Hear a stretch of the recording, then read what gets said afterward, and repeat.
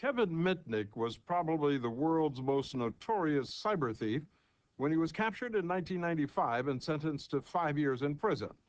Over a 13-year period, Mitnick broke into the computer systems of more than 35 major international corporations and other organizations, exploits that made him the FBI's most wanted computer criminal.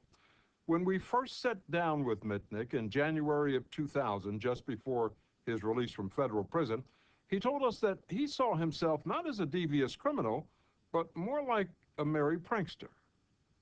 I saw myself as an electronic joyrider having a great time on the information superhighway. I felt like I was like James Bond behind the computer. It was a big game to me. I was just having a blast. Did it ever occur to you that perhaps what you were doing was wrong? Oh yeah, yeah. It was an invasion of privacy.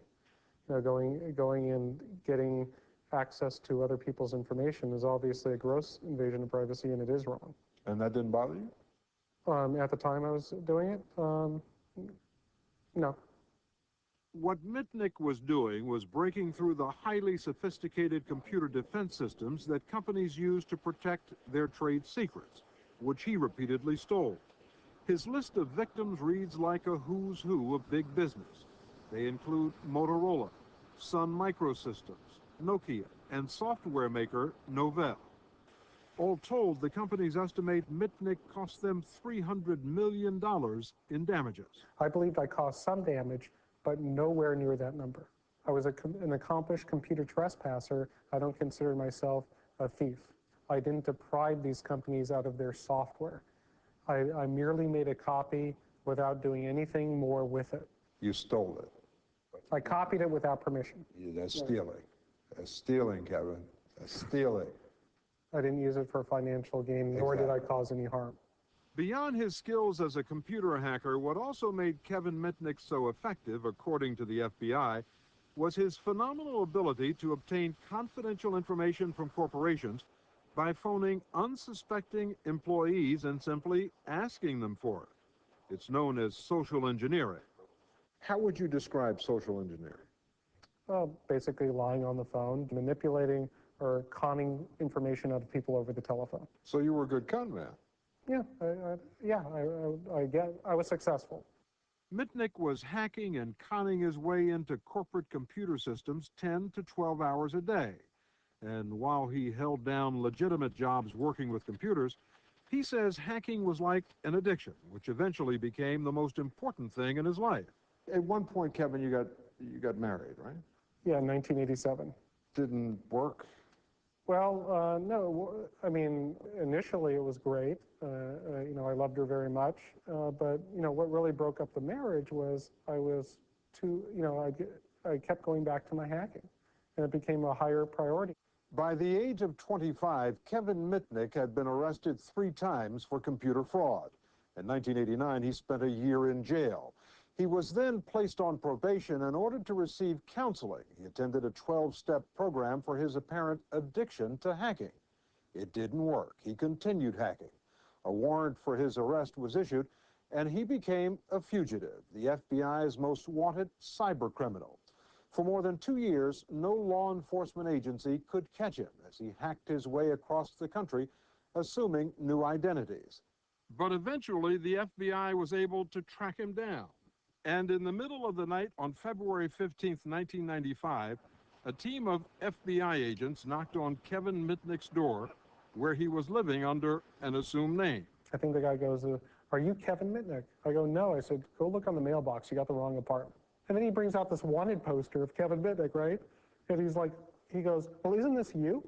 And what am I going to say? Yeah? You know? I'm going, well, I said, the nose looks a little bit the same, but everything else, it's definitely not me. And I handed back the poster. He goes, "Well, tell you what we're going to do. We want to take you down to the FBI and fingerprint you and determine whether you're Mitnick or not." I said, "Great. What time do you want me to show up in the morning?" And they go, "No, we want to take you down." So the social engineering skills hit a brick wall right there. Oh, absolutely. So where's a good place to stand? Soon after we spoke to him in January of 2000, Mitnick walked out of jail a free man after having served almost 5 years. Right over here? Okay. But the government wasn't finished with him yet. We'll tell you more about that when our update continues. Tonight's update is sponsored by Zelnorm. Ask your doctor about Zelnorm.